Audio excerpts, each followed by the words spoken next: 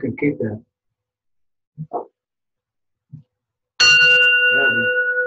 Bring me another.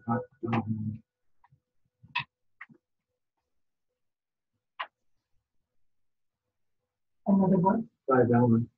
Oh.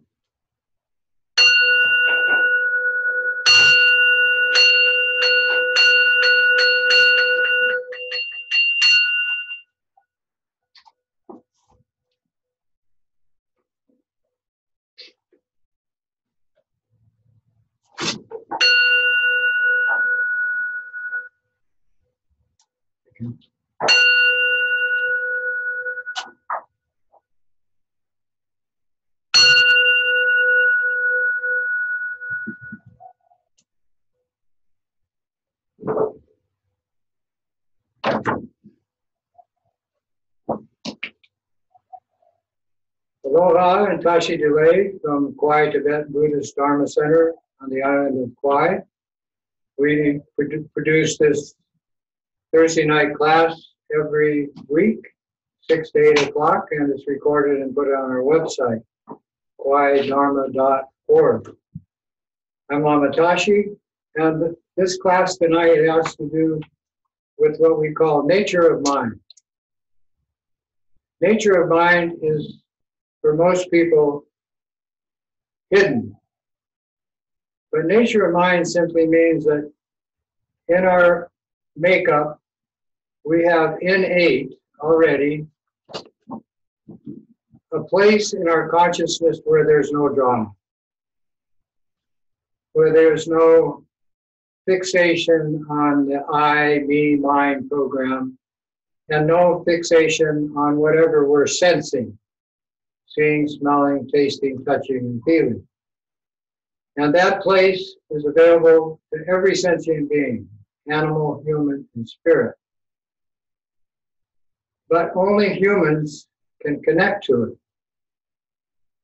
And in that respect, we have these practices of shamanistic practices of Tibetan Buddhism, which started with Shakyamuni 2,600 years ago, sometimes called Gautama, sometimes called the Buddha. Buddha simply means being a mature human being, and has been passed down teacher to student for the last 2,600 years to the present day. And whatever that program was is exactly what we do with this Tibetan Buddhist program. Shamanistic, they call it shamanistic Lamaism. Now, the word shamanistic simply means to bring yourself with certain practices. In our case, we use meditation and yoga, prayers, and other practices we call skillful means, to accomplish quickly in one lifetime a release from the drama field and all of the distraction that's involved with that, and purposely move our mind into the natural state of clear light, which is the nature of the universe. The universe is boundless. So we call this energy program the boundless appearance of light throughout the fabrication of space. Now, these two, light and space, everybody experiences. And to give you an example, the dream state at night. There's no mother or father in the dream state, but yet you appear in the dream state. I'm not saying that your mother and father might not appear, it's that you're not born in the dream state. In this waking state, yes, we have to enter into the human condition through a mother. But the mother is just bringing the energy of the universe, as I mentioned with space and light, into her situation to produce us, you, me, everybody, people, with what is called the 5 elements. And all the tribes of the planet, up until this industrial age, and now we have entering into the technological age, did that. That's how they survived. And I'm talking about the American Indians, the Hawaiians, the Sufis, the Aborigines of Australia, all the tribes of the planet, Eskimos. This is how they work their program of survival. Now today, we have 8 billion humans on the planet. The Dalai Lama says that's a problem. But he doesn't say it's a problem that's not solvable. He just says it recognizes what he called the population bomb.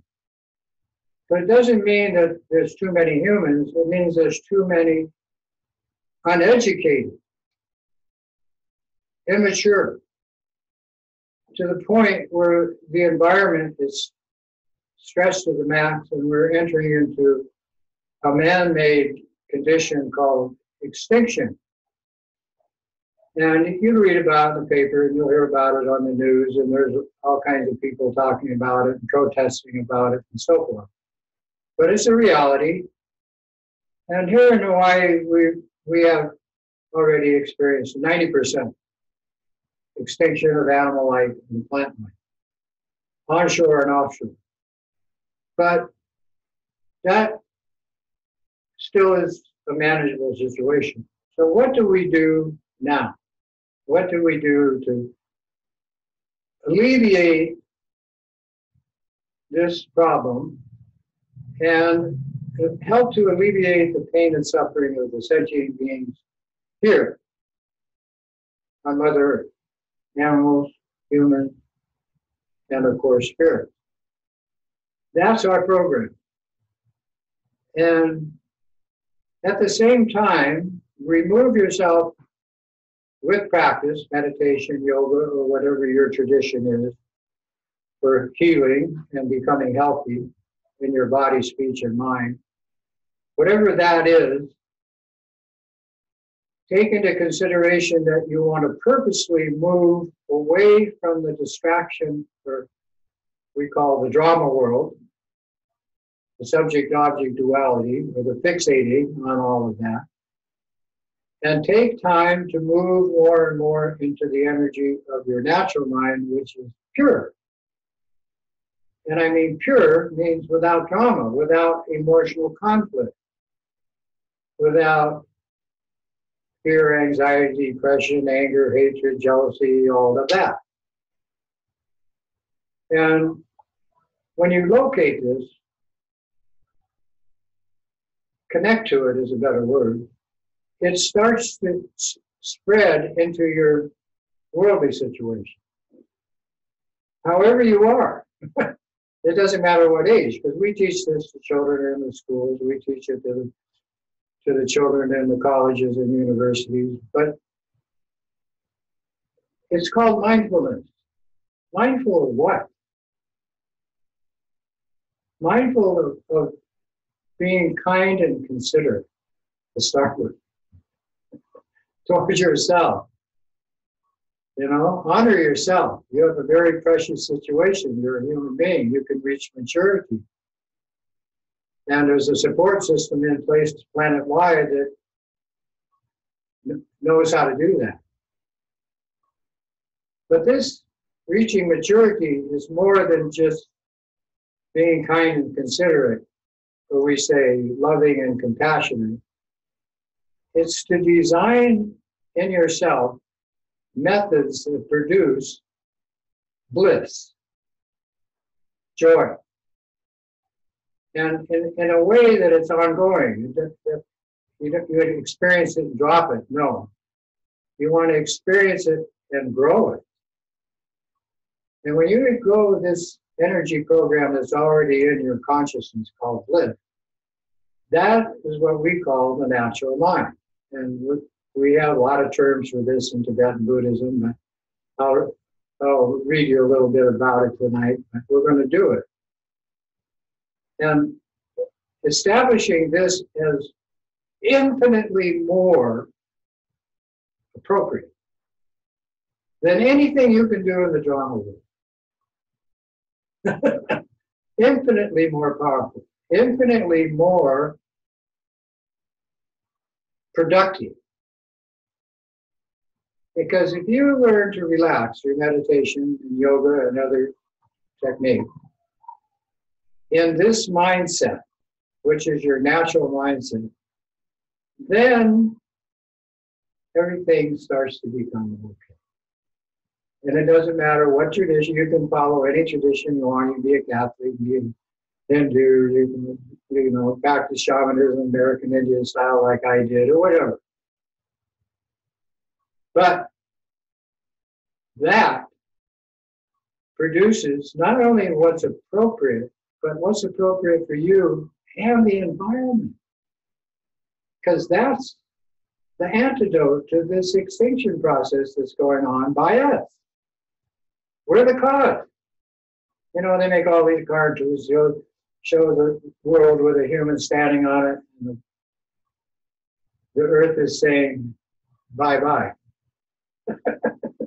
That's not a very cute cartoon. That's not really desirable. No. Because look how nice it is. Naturally speaking, it's perfect. When the Buddha taught, he says the golden earth, Mother Earth, like gold, every particle of it. Okay, so we can apply that to ourselves because those same particles is what we're made of. So how do we start?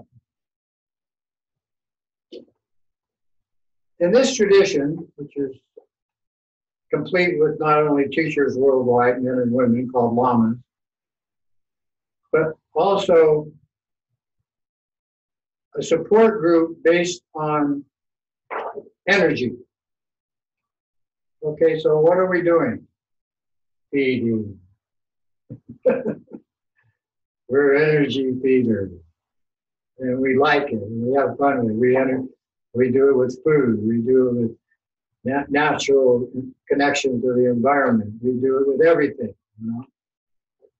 And so we start with this energy program by taking refuge in our own true nature as it appears outside of it. So we're going to read this.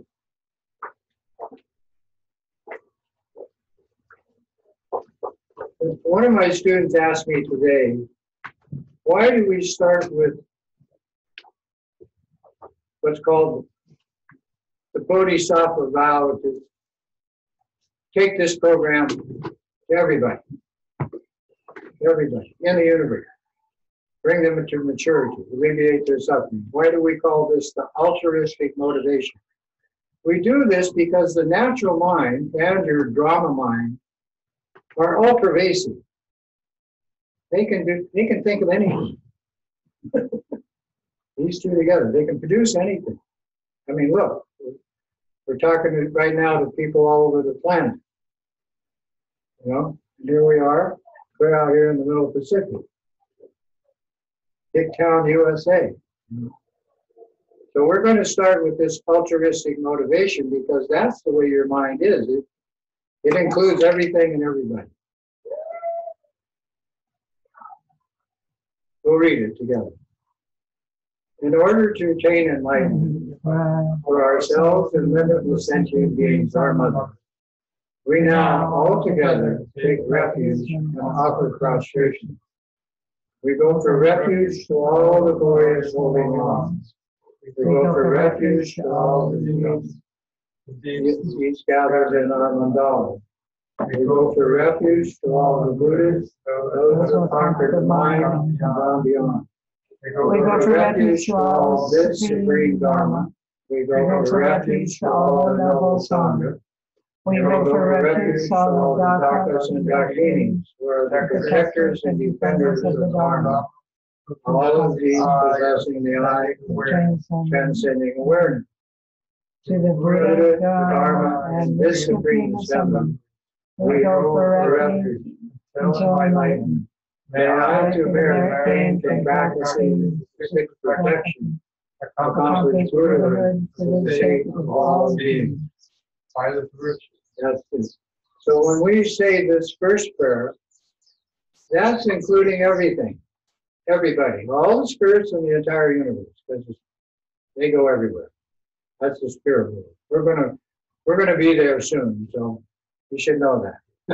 The whole universe is your home. But these sentient beings also take birth on planets everywhere in the universe, and they're called animals and humans. What do these have in common?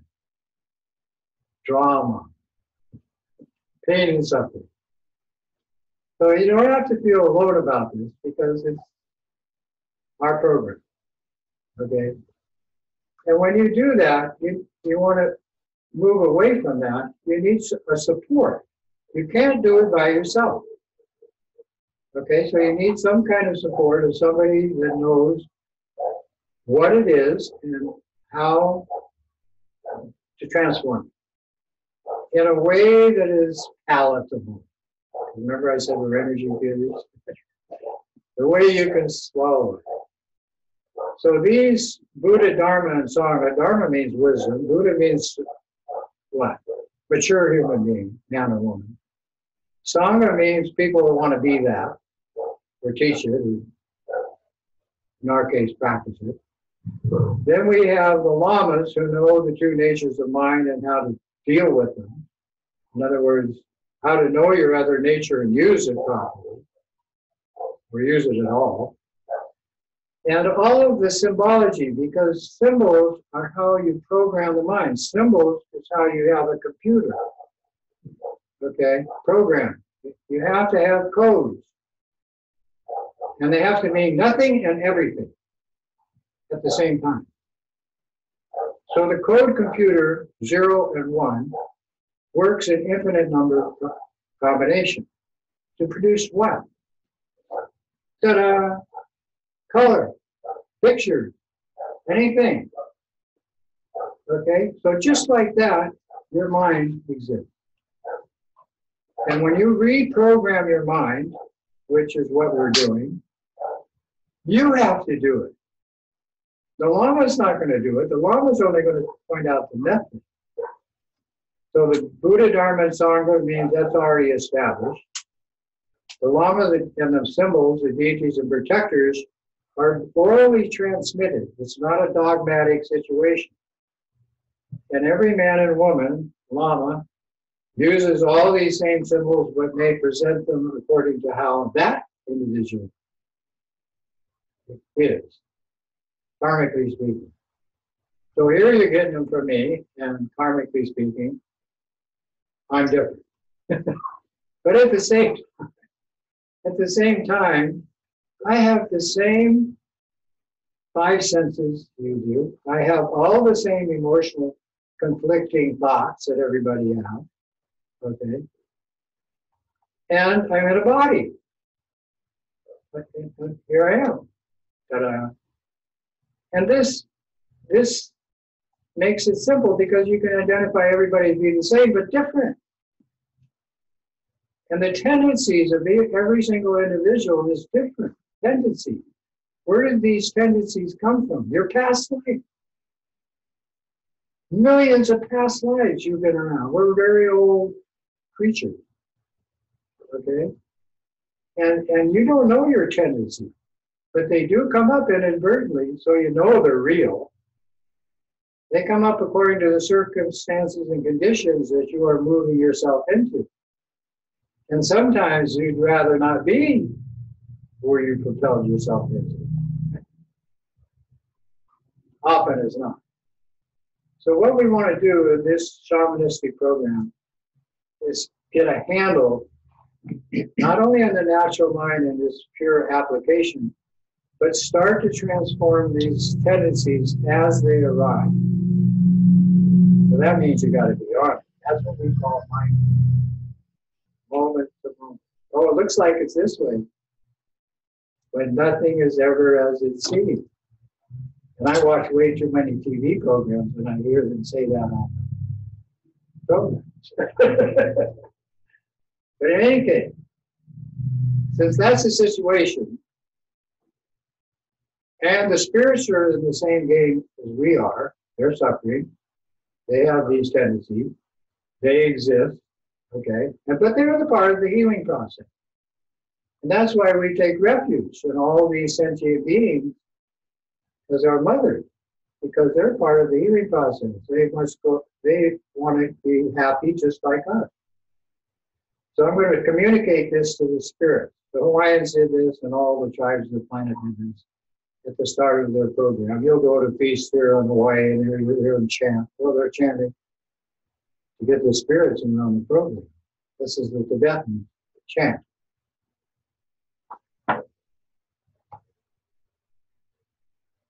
Dagdang Growanam Ke Tadang Yampe Shem Chen Tam Che Dudine Jute Jisi Chen Chu King Torachi Ibardu.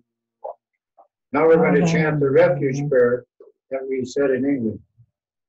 Ave Mama Dampa Nama Chastu Chio Yeram Chilkor Gilaso Amma Chastu Chio Sanjay Jomede Amma Chastu Chio Dampe Churnama Chastu Chio Salve Gendu Nama Chastu Chio Tao Kanjo Chokyum Sume Sho Yesheki Chendan Gata Nama Chastu Chio Sanjay Chodam Choki Chodam Chenchu Badu Tagi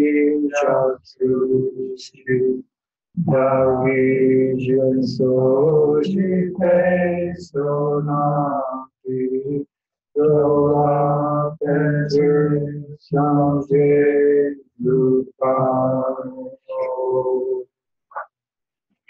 Why do we place our hands like this? This is a symbol. It's called a mudra in Sanskrit. That's what we just chanted in Sanskrit. That's the only way we can communicate the Dharma, this wisdom mind, to all the cultures of the planet. And it's been like this before the 2,600 years ago, but the Sanskrit language is based on two things: resonance and vibration. It has light. So when you're communicating this with this vibration, this energy, all the spirits have been hearing this for thousands and thousands of years, because they're very long life. They're not short like us, 50, 100 years, and we're out of here. Guaranteed. But this other dimension of being, which we will soon visit, has been around forever. You know? Some of them, since the planet started to form to support life. Then they zoomed in here. You know, when there's a baby going to be born, they just zoom right in. When people are having sex, zoom. Now here we have a program. We have a program representing worldwide, and it's called Zoom. That's a takeoff on Skype. But this energy that you just conveyed with your speech in both English and Sanskrit is letting them know that you're okay with them. Help. Join in the program. Come on, this is, this is for everybody. And then they become less antagonistic. And on this island, we have a lot of antagonistic spirits, and a few human, and even some not so nice critters, like mosquitoes.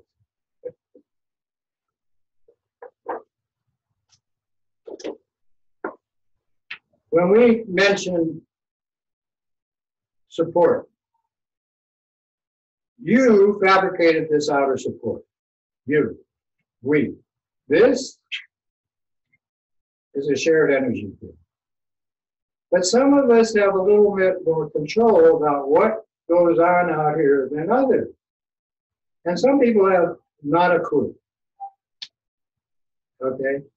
But since we're using this other nature of mind, which most people aren't interested in at all, I'm going to give you a little excerpt from Lama Mipam Dorji, who is alive and well, and he actually is one of my so-called teachers, gurus, and he puts it this way. If you simply practice meditation, or what we call the experience of Mahamudra, and put it together with peacefulness, which we call stillness, taking into consideration whatever is occurring in your drama field of awareness and otherwise, according to the vital instructions of practice by a lama, because you need to have help with this, otherwise the ego takes over, you will ultimately pursue the truth of reality, which is nothing more than a blending of your natural awareness with the universe itself, or herself, or himself, however you want to think of it. This is because the nature of your mind has the same essence as your surrounding universe.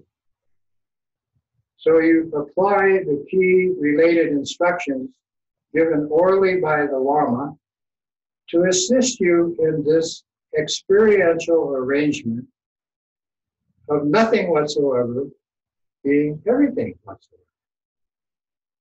So that brings it to what we're really doing. Okay, that's the reality that we are dealing with and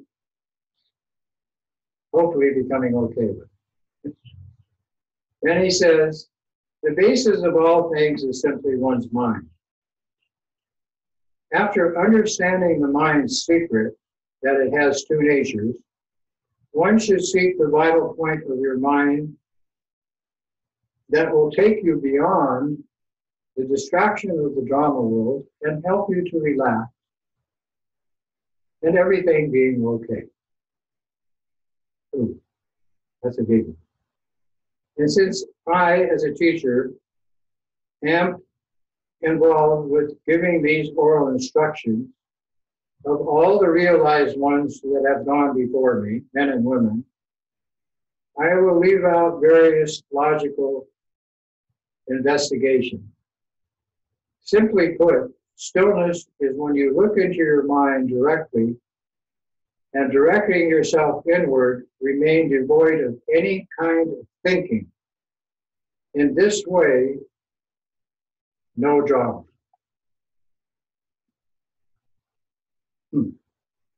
That's way too simple.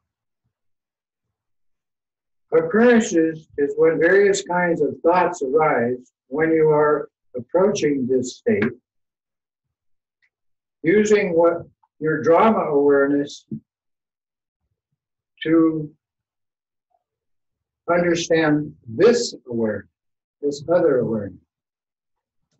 Your mind being conscious of either of this without any emotional preoccupation is the practice. And I add good luck with that. If you maintain this continuously through practice, you will come to understand the following vital points, such as various feelings like joy, sadness, and so forth, all arise from your own mind and dissolve back into your mind. Understanding this, you will come to recognize that all experiences are the personal experiences of only your mind.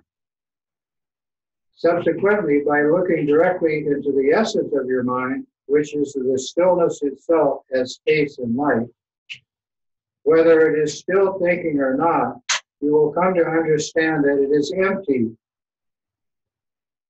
of an I, me, mine, soul, or entity.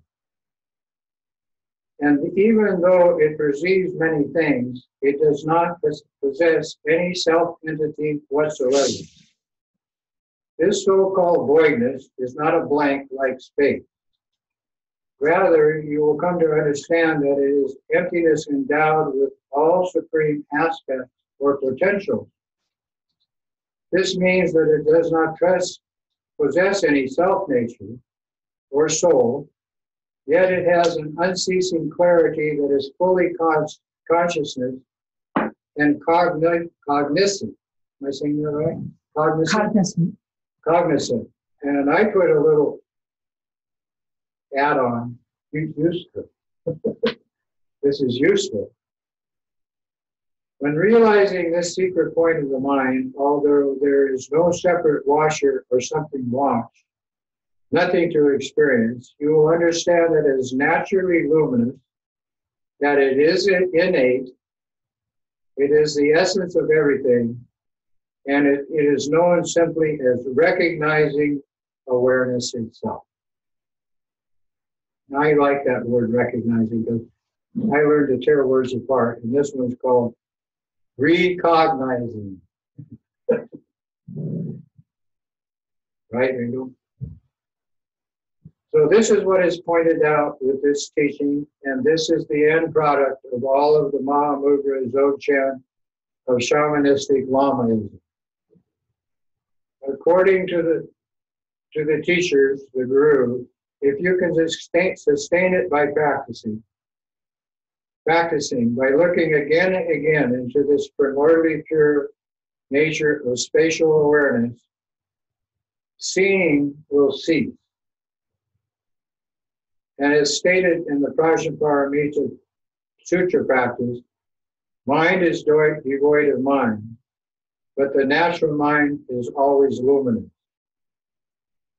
There's nothing easier than this instruction, but it is very essential to practice. What did I say? You want me to? So you have to memorize that. Oh, and Mark just got this book. Congratulations.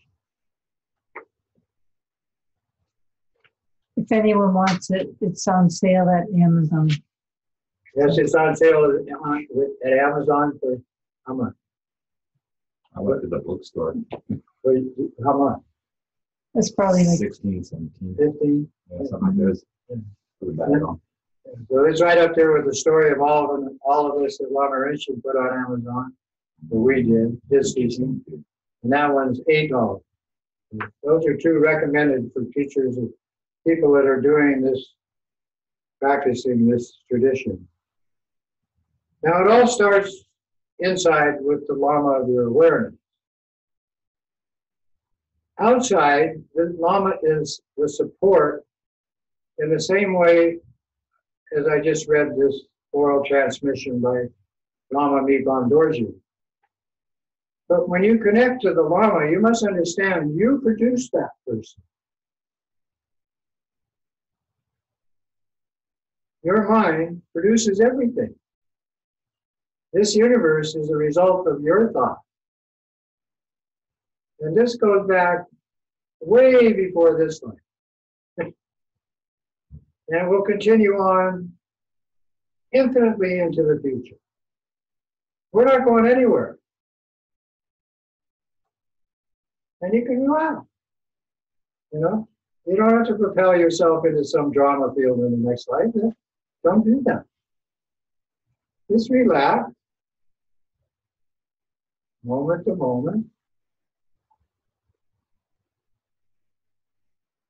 And great word. Huh? Yeah. Avoid. Now I'm going to read how to start.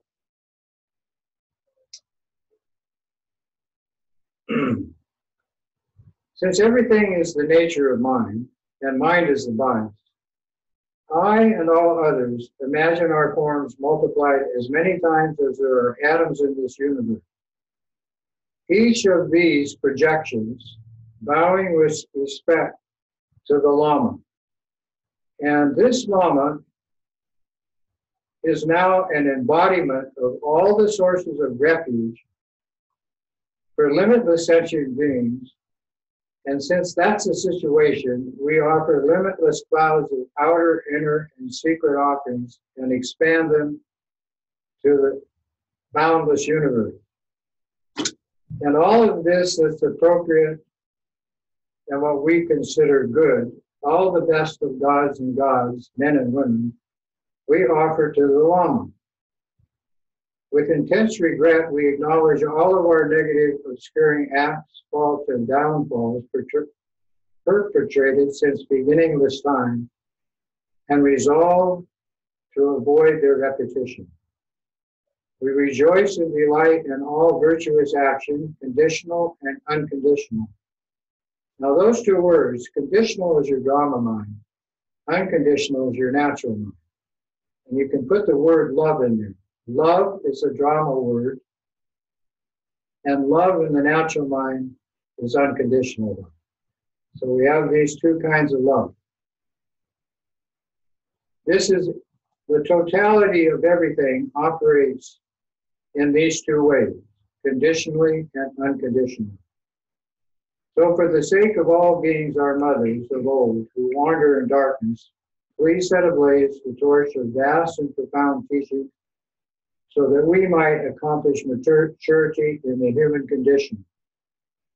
All beings have attained your unsurpassable realization, and in that moment, please remain immutable like the Vajra in whatever manifest form is appropriate.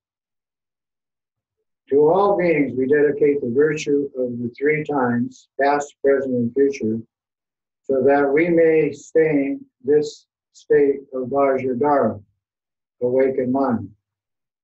Then there's a prayer here that gives us the empowerment. Now, why do we receive this oral instruction? Well, first of all, to get beyond dogma, to get beyond the way others have written it all down as the way they want to perceive it. Okay, now that works for people. That works for some people. But for some people, it doesn't work at all, and I happen to be one of them. And when you say dogma, you start to become fixed, solid, and perfect. You start to think that that's the way it is. And then what that evolves into something that's, you have to discern, is it true or not true? Is it real or not real? So you have this chatter going on in your mind all the time. It doesn't matter which, even Buddhism, what tradition, even what we're talking about here tonight, attaining the essence of mind through meditation and awareness. So when we start with the body in a sitting position. But you perfect your practice that way, but you have to be able to do it standing, walking, laying down, swimming, running, whatever, playing, working, and in relationship. So when you sit with your back straight and your head slightly tilted forward to line up the energy program within your body, which is a straight life force line right through the center, from the top of your head right to the bottom of your torso. And then all the energy channels run from that out, down through your fingertips and your toes. And I place my hands on the knees. Some people sit like this. The children, they like to do this. But just be present.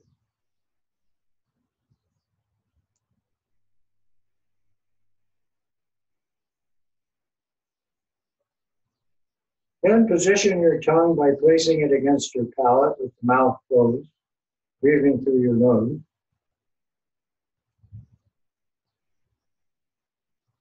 And focus your eyes to the energy field directly in front and allow the life force energy of space and light potential enter into your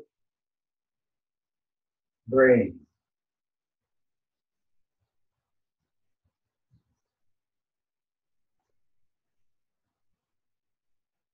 Don't look too close and don't look at objects. Just relax your gaze right here. Keeping mindfulness of the present moment, just as you are.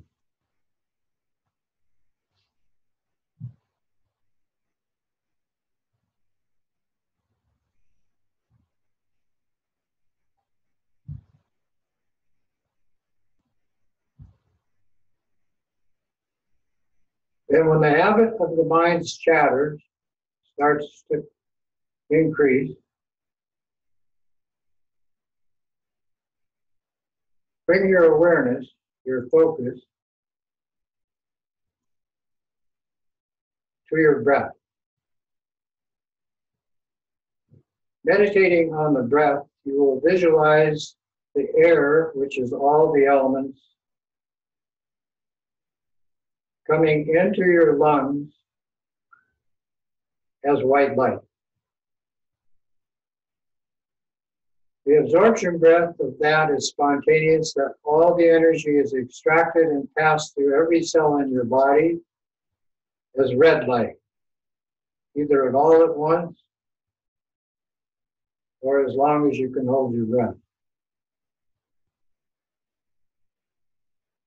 And spontaneously, when you breathe out through your nose, visualize that the combination of those two energies, those two codes, pass into boundless space as blue light. We call this the healing breath.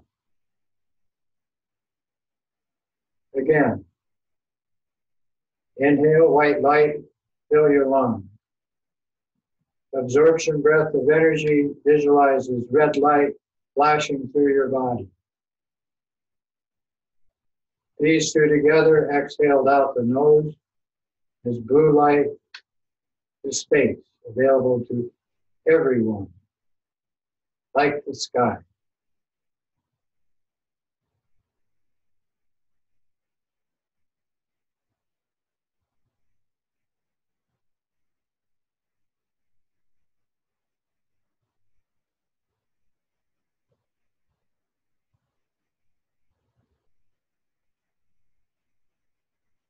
This three lights prana yoga practice is extraordinary, and every Lama, man or woman teacher in Tibetan Buddhism teaches it.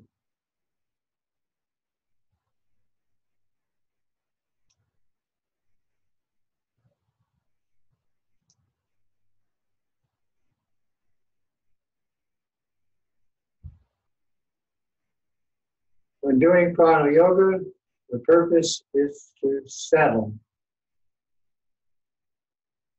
into a calm, abiding state of peace and tranquility. Slowly releasing your mind from the tension and distraction of worldly activity.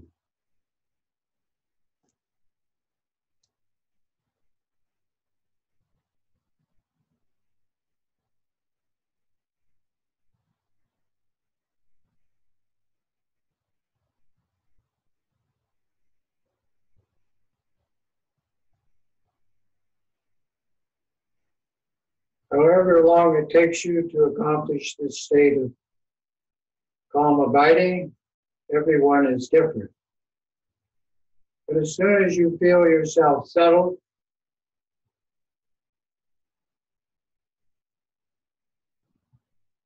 bring your awareness into your heart center so that all the energy of the three lights in your body, speech, and mind are located as a particle of light in the center of your chest. And by doing that, you create a chakra, an energy center connecting to the infinite potential of light throughout boundless space.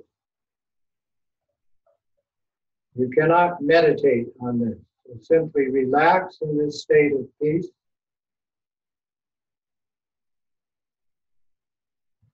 Hold your mind to the heart chakra particle, which is symbolic of the atom of radiation that connects to every particle of light everywhere.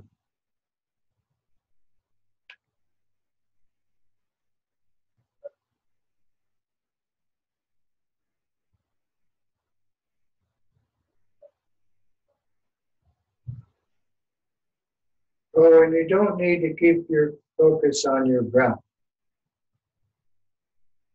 So you release from the breath and connect to the particle, which is simply the all-pervasive nature of your mind as what it is, really is, light and space.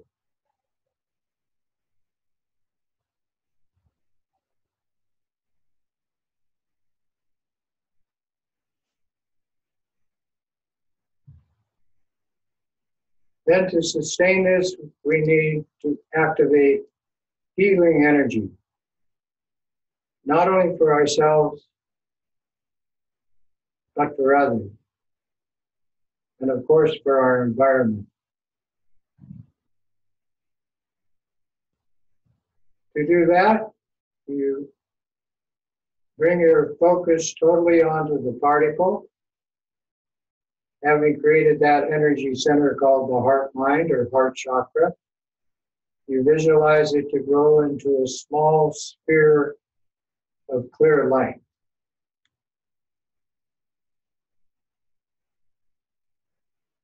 Which brings your awareness into this three-dimensional universe.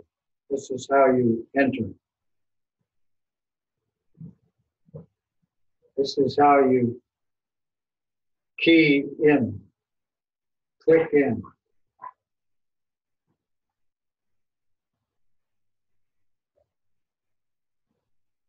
Then with your imagination, grow that small sphere of clear light until it attains a symbol of one of the 5 elements used for healing. Even though all 5 elements cannot exist separately, we use them individually for healing modality, symptomatic medicine.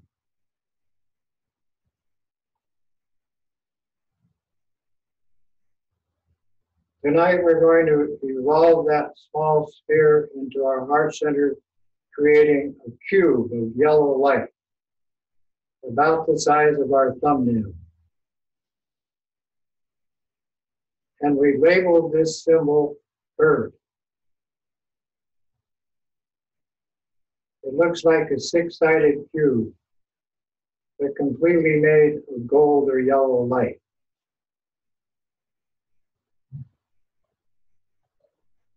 In keeping our awareness, our focus, and our imagination together, see it exit out the front of your body and up before your eyes where you started your practice. 2 feet in front.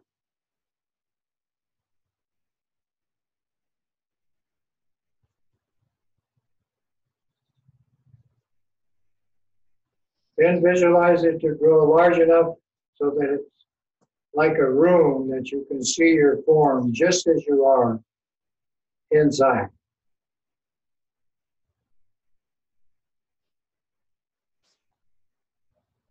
Physically receiving the psychic energy you are creating of the 5 elements. But specifically, the earth element.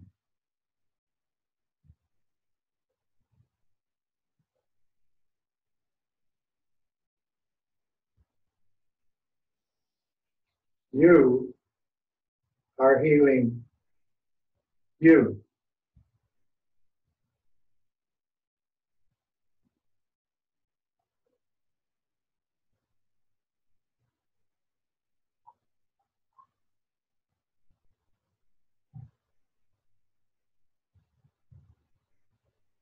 Keeping your focus and awareness together in this meditation practice, you expand that cube to a size that completely encloses this island of Kauai and surrounding ocean, all of it, inside.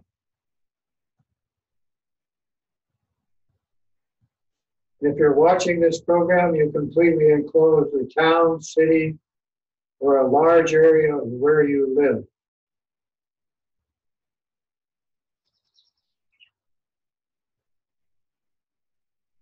And think that this limitless healing energy program is available to each and every being in that locality.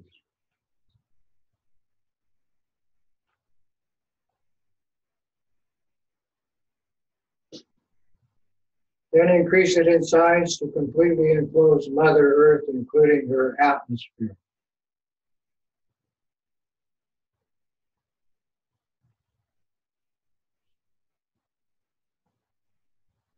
Expanding your awareness outward, completely enclose the solar system. Billions of miles in diameter, all of the planets and the sun inside.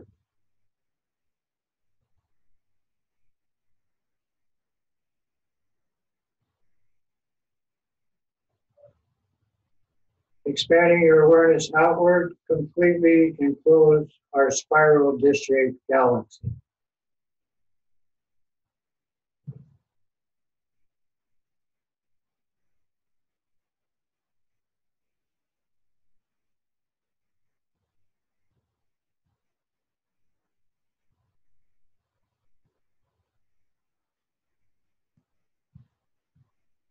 Then move beyond your conceptual mind and contemplate this symbol merging with boundless space. No meditation, simply contemplate space, the healing light energy of the universe.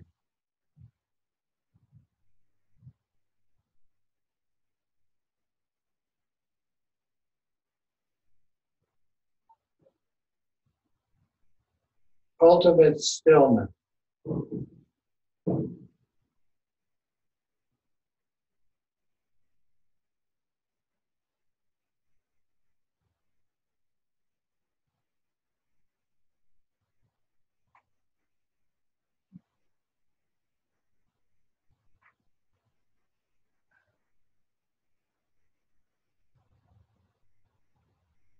Having increased your capacity for that reality, return with the symbol of the gold cube, yellow cube to enclose. Again, enclose the galaxy. Condense it in size to just enclose the solar system. Shrink it smaller and smaller to just enclose Mother Earth.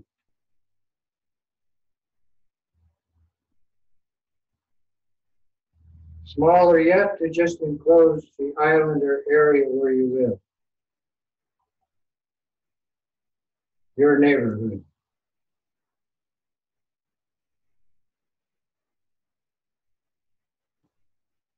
And then again, to just enclosing your physical form, just as you are. Receiving the total life force support of the entire universe through the element.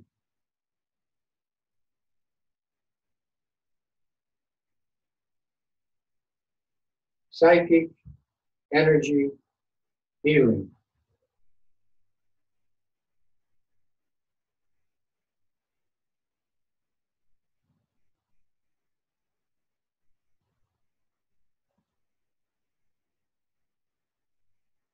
Then shrink it to its original small size and produce it 2 feet in front of your eye. See it there. Bring it to chest level and into your heart chakra.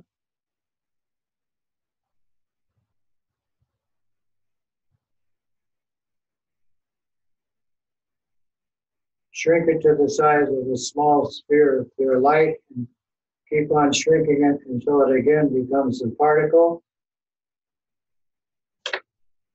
And relax again in basic space.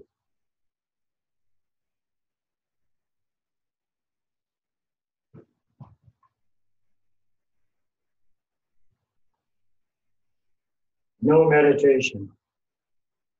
Simply contemplating space, you remain present in the timeless moment-to-moment application of this yoga practice.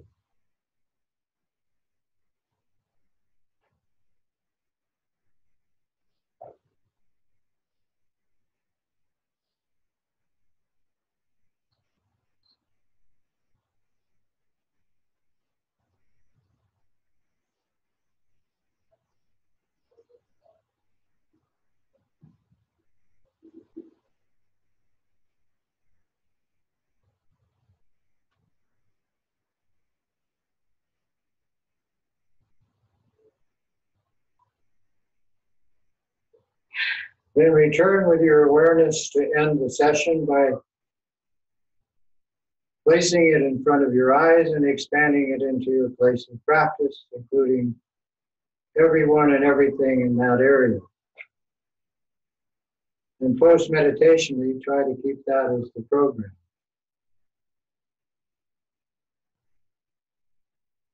Any questions?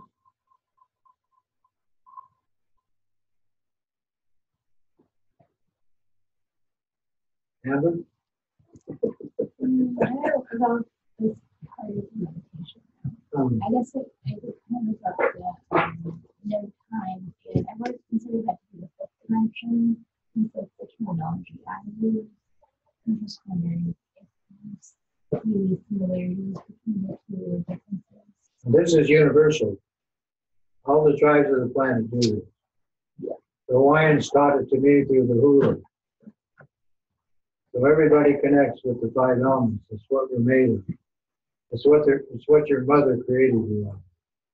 I've always considered those elements to be connected like fire, earth, and water, ether. Well, it could be rain, sky, wood, metal. They have all kinds of terms for them. For instance, if you say Chinese five elements, they say wood. Well, wood is made from air, plant life of the planet. So that's the symbol for air. If you say metal, that's all five elements in one. And then water, of course, is self-explanatory. That's what we're made of. That's what your mother used to get you out. We're walking water, aren't we? With a little bit of heat, touch of earth.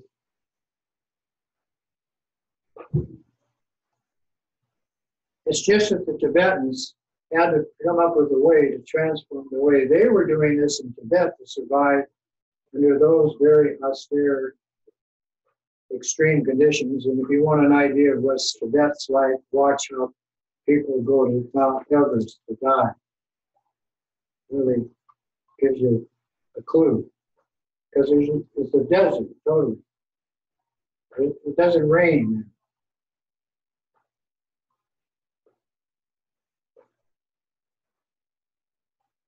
Tibetan Plateau, how did they get the rain? They called in the spirits to bring the rain. Why did they need the rain? So they could grow their barley. They only had 2 months to grow their barley. So who controls the weather? Well, man would like to with all of the things they're doing modern day, but the spirits control it. And if you know that, you have no problem growing food, which is what we need to survive. We have no problem finding water. Do we believe that? Civilized man, civilized woman? No. But I know, because that's the way I've been farming and growing food since I was a little 7-year-old, 6-year-old. And they taught me that. You want this food to grow, you have to do certain things. You got to use the earth, the water, the fire, the air, the element, and call in the spirit. Put everything in harmony. Then no problem. You tell that to the farmers of today, they'll think they're absolutely nuts. But Mark and I know it works. The lamas know it works. So when we do this 5 elements practice, it's just to take into our culture these symbolic representations so that your own psychic energy can go to work and produce what's appropriate. And that is to alleviate the pain and suffering of others and bring yourself to maturity. Be a loving, kind, considerate person and aware of what's going on and how to deal with it.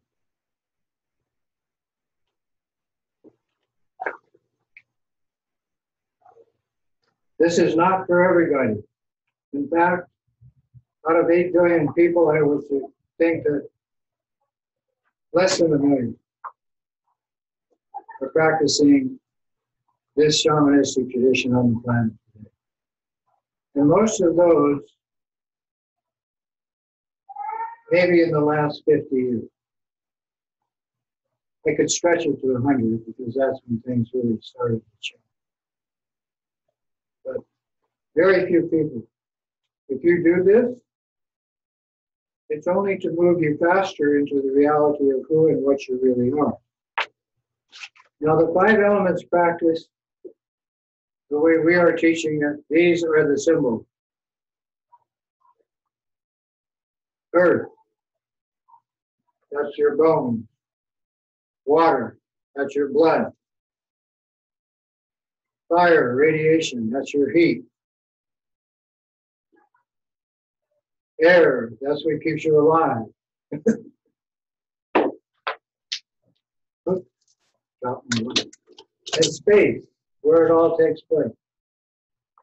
Now this one and the other 4, which can either heal you or kill you, is the mother element. And when we say the mother, then that principle is applied to everything we do. So if you say the sun, that's the mother of our solar system. If you say the galaxy, that's the mother. If you say the earth, that's the mother. Each of these elements themselves individually is the mother. So the mother principle comes together through your mother who made you, created you. I was raised Catholic. When I came home from my Catholic school catechism class and I told my mother that God made me, I got into big trouble. And she, in no uncertain terms, said, "You better get that out of your system. I created you. And don't let them tell you any different, as long as you're in this house." See how powerful the mother is? Assertive. That's what you want to do. Now, the second part of this class tonight is based on, again, yoga. Yoga is using the mind's energy we call imagination, creation, and focus. Focus means single pointed concentration. One thing. It can be anything. I'll mention when I first started to practice with him, he's my teacher in Honolulu. We go to his meditation class and he said, "Pineapple." You can hardly say pineapple. Meditate on pineapple. I said, "Where, Lama?" So he had one. He took it out, it was on a plate, and had it propped up. He says, "But not on this plate. Imagine it right in front of your eye. Don't imagine anything more than just pineapple. Don't imagine eating it or doing anything with it or growing it. Just pineapple." I said, "That's it?" He said, "Yeah." Okay, so start. Are we doing that now? No. What would you like to meditate on? Yeah, that's what he asked me. What would you like? So tonight, this is what I'd like to do. So we start with the 5 elements, and then we go into what we call understanding how to use the elemental nature of the universe around you in combination with your own awareness. And to do that, then we go past the ordinary way of empowering by having the Lama actual existence. Any Lama, man or woman. I use the Dalai Lama a lot because everybody knows him. Sitting in front of you. And then from the Lama's 3 places, you imagine a white light energy transfer to your brain. And as this takes place, you hear the sound Om. So now sit with your back straight. We're going to do this. This is called the energy empowerment for your body, speech, and mind, which is the only thing you have to train. Visualizing the Lama as man or woman in front of you as a symbol of all the Lamas, and all the lineage of the llamas, all that energy coming into you, white light from the llama's head into yours. You hear the sound Om. As you receive this empowerment, chant Om. Inhale.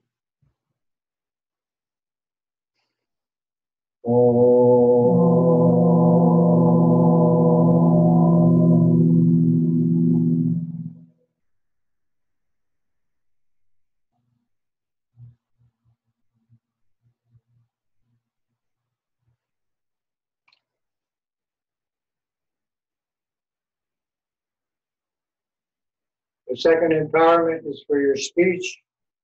By channeling it, you reduce the energy of your emotional conflicting blockages within the body, which result in how you speak. You visualize red light from the llama's throat to your throat.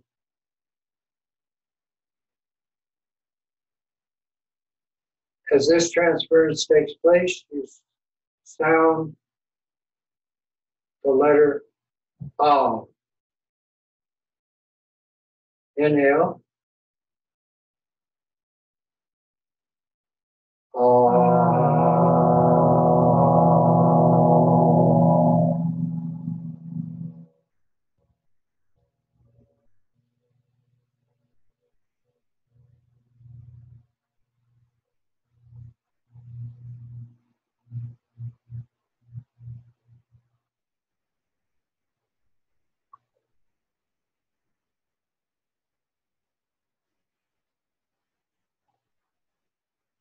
Then from the llama's heart center, heart mind, heart chakra, however you think of that, blue light emanates into your heart chakra. This is the wisdom empowerment for your mind. As you receive this, chant Hum. It's spelled H-U-M or H-U-N-G. Inhale.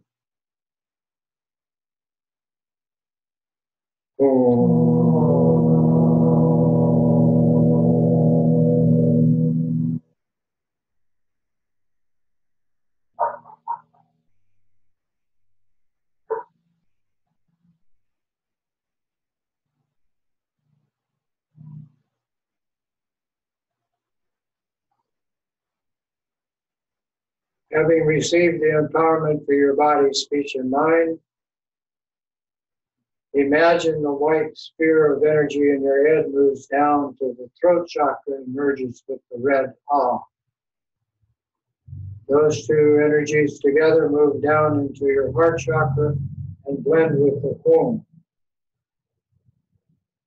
With these three together, you have brought your body, speech, and mind into the same place, which is extraordinary. They create the base light energy of everything that appears as light, and the sound for that is D. Chant D. Inhale. D.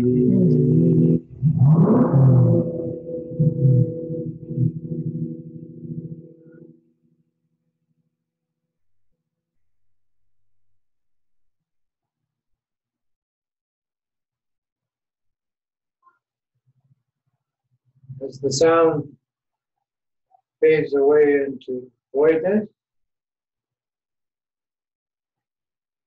relax into the present moment.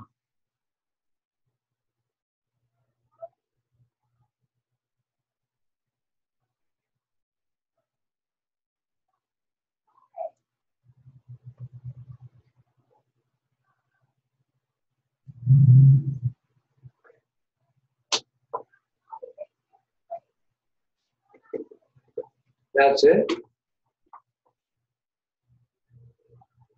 Now, why do we use these sounds?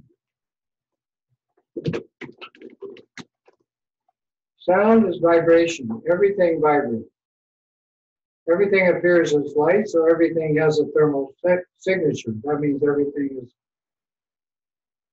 warm or hot. So when we use these letters, we visualize them in the color red, which we symbolically associate with fire, and fire is a form of radiation, and radiation creates everything that appears.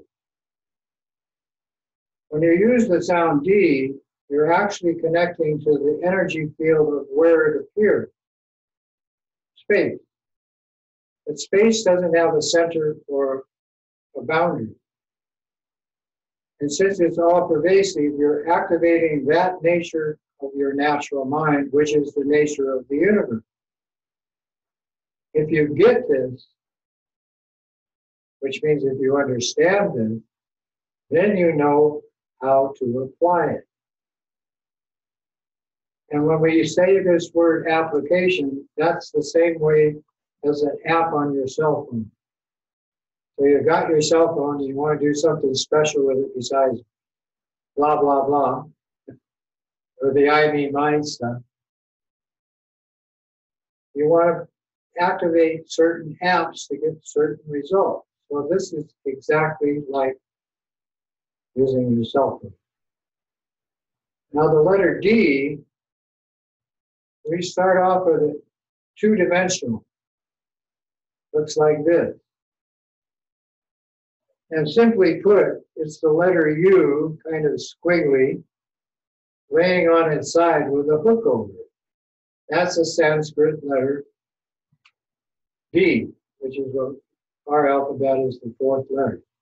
A, B, C, D. But when you activate this sound psychically, which means you're imagining it, you place it in the heart center as the Om, Ah, and Hum energies of whatever the Lama is doing out here, you're doing. So whatever power this character has, you have. So you activate it, just like you activate an app. How do you activate an app on your cell phone? Doop. You push the button, or you key it in, right? So we're going to do that. And when we do this, we're entering into a field of energy in Tibetan Buddhism called Tantra. Now, Tantra can be used any way, shape, or form. Tantra in the modern day, people think of extreme sexual activity. Not everybody, but that's the way it's been shown. But Tantra in Tibetan Buddhism simply means methodology to produce in you what is already going around you without the drama distraction. Because when you say you like something, you activate a very serious emotional program. What is it? When you like something, what happens? You're attached. I'm attached. When you attach, it becomes desire. Now, if we didn't have these two, we wouldn't have the human brain. You get that? Wouldn't have what? The human brain. Without attachment, we wouldn't have 8 billion humans. Okay?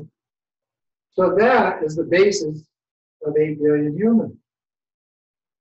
Then you judge what 8 billion humans are doing to the environment, and you come up with this, I don't like that, it's bad. Then you have aversion. Just because you judged it. And everybody does this. This is how we're all the same. You know, you get up in the morning, wow, that's attachment.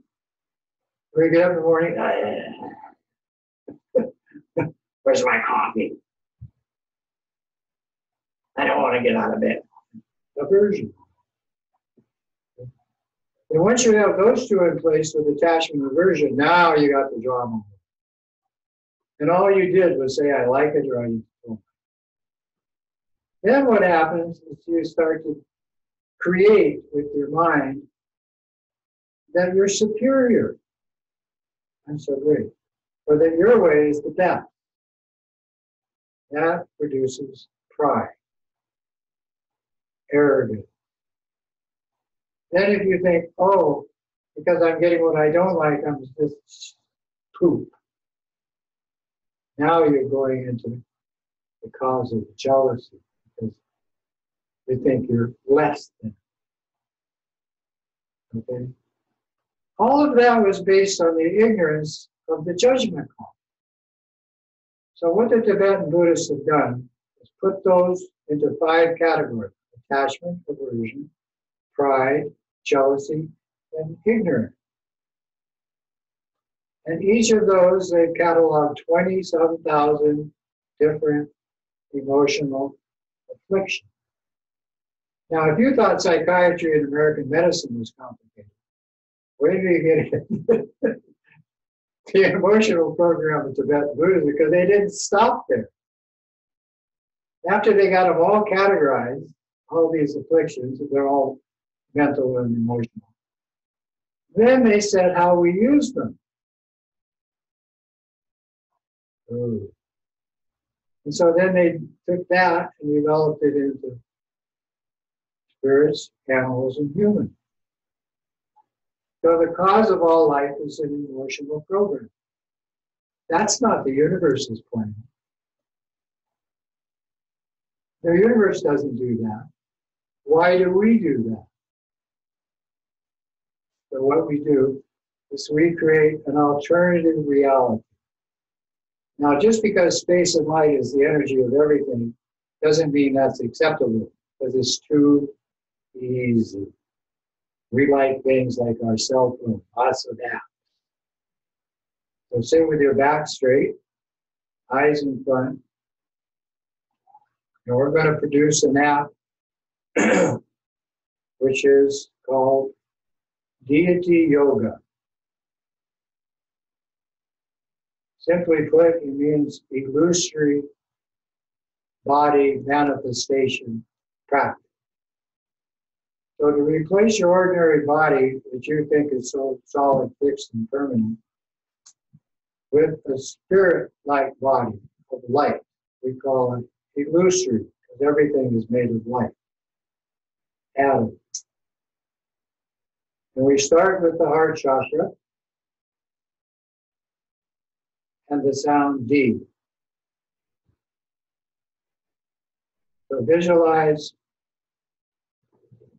a 5-colored sphere of light as a symbol of the 5 elements of the way the earth is created, your body, everything.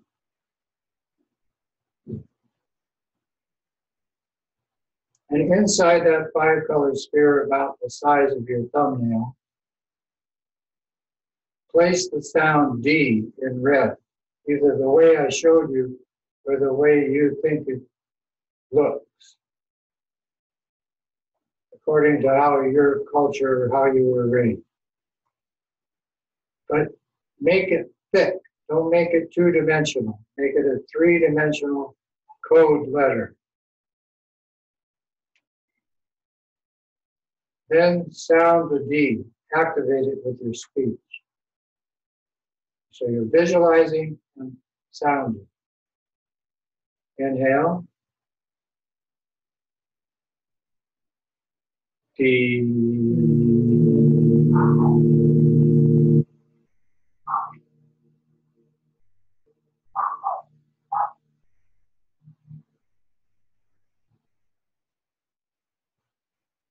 Then the lama in front of you changes into one of the 100 symbols we use for this particular kind of, we call it illusory body practice. By the lama being the symbol itself, which looks like the way they did it in India, Hindus and Buddhists, has a male aspect with a sword raised in the sky. And I put a picture of it up here on the shrine. But This is how it looked. Gold in color. And the silks and jewels of this is something like people like to imagine heavenly beings, but they are actually the quality. And his left hand holds a lotus that's sounding by his left ear as the sound of voidness, where everything is natural, totally natural, equal. And he's sitting in meditation posture with the legs in full lotus on a sun disk, moon disk, and an 8-petal lotus. The lotus symbol is the most beautiful symbol in the plant world of earth, water, fire, and air produced like that. Comes up out of the mud, up out of the water, into the sky, into the sun. So that's the symbol. Now, when you produce this in any way, shape, or form with your imagination, you can even see one part of it. For instance, the third eye, which is your imagination right here, which is these two glands taking in light and energy through the eye and producing effect. Or these two eyes, or the smile, or the sword, usually cutting through ignorance, stupidity, bewilderment. Any part of this that you can see with your imagination is the practice. But once you get it, change your solid, fixed idea of a body, which is very impermanent, into this illusory body, then you project it to the mother that created you. Whether you knew her or not, or whether you liked her or not. She created you, and you put that symbol in front of you, facing you. So you're Manjushri. The wisdom mother is Manjushri. Then you project it to your father and all your relatives, because they may be your best friend or your worst enemy, but you equalize. Then all your adversaries, everybody that hates you. Then you start establishing the whole human race, 8 billion humans, equal to you as this illusory body of wisdom. It's just a symbol.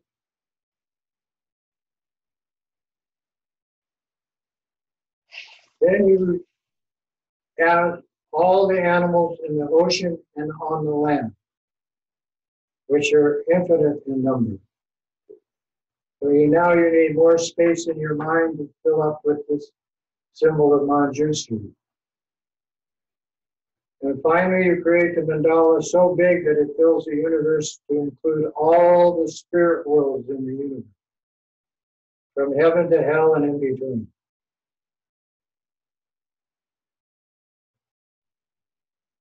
Once you've accomplished this inner visualization, projected to the outside universe, the heart mantra appears for this tantric practice, and you will sound it with your speech. It, together with the symbol D, which is the creation sound, and you visualizing your body and all mother beings equal, the same, doing the same thing, that's the practice. And every Lama and most of their students are doing this planet-wide. And the sound of the mantra, which now appears in your heart, these 9 letters, Om, Ah, Ra, Pa, Sa, Nam, Di, So, Ha. Om Ara Sa Na Di So. Om Ara Sa Na Di So. Om Ara Na Di So. Om Ara Na Di So. Om Nadi So Om Sa di so, om ram na di so,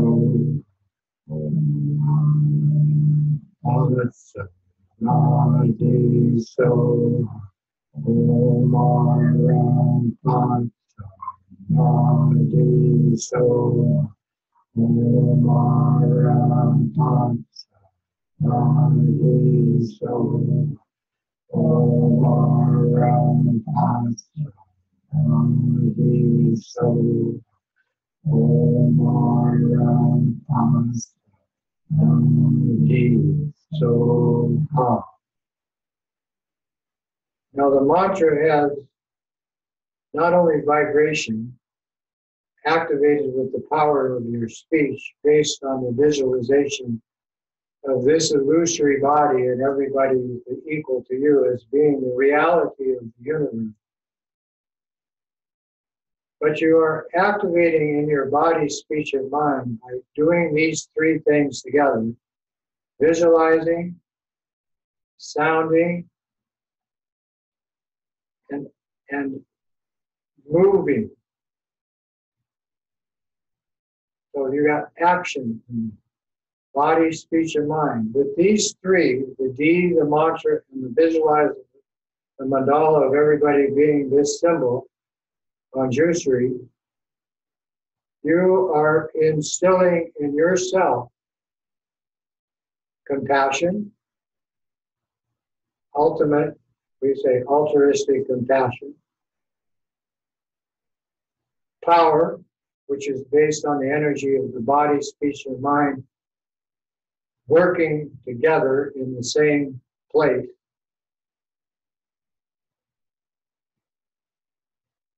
and transforming the entire drama world into a state of joy or bliss, which is the nature of the universe.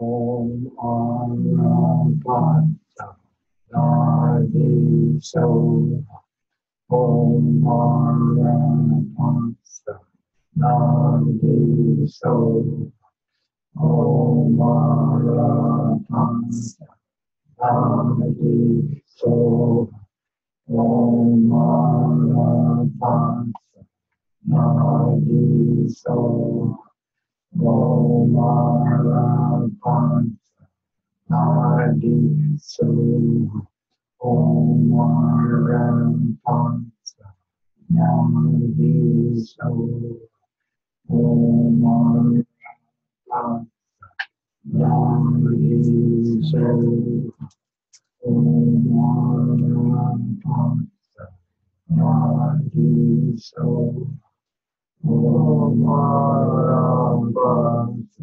Nadi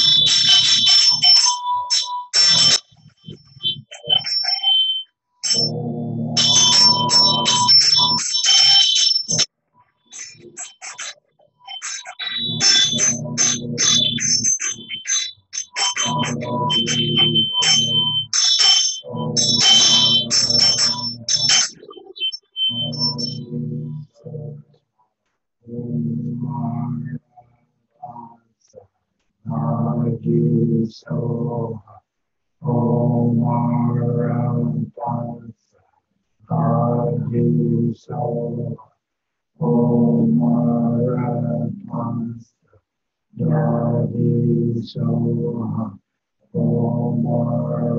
Om Anapata Nadi So, Om Anapata Nadi So, Ha. Om, everything arises as clear light, clarity. Ah, the sound of energy. Ra, fire, radiation. Pa, male aspect. Sa, wisdom offering. Na, channel. Di, light. So, expanding. Ha, always healing, physically, mentally, emotionally, and most importantly, spiritually. Om Shanti So. Om Shanti So. Om Shanti So. Om Shanti So. Om Shanti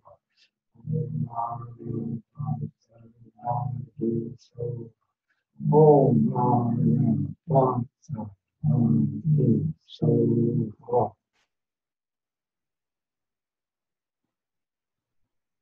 Now we're applying this to every animal, human, and spirit in the universe equally. No supernatural, no divine, no supreme, none of that. Equal. And when we apply it equally, the healing energy that we're experiencing, they're experiencing.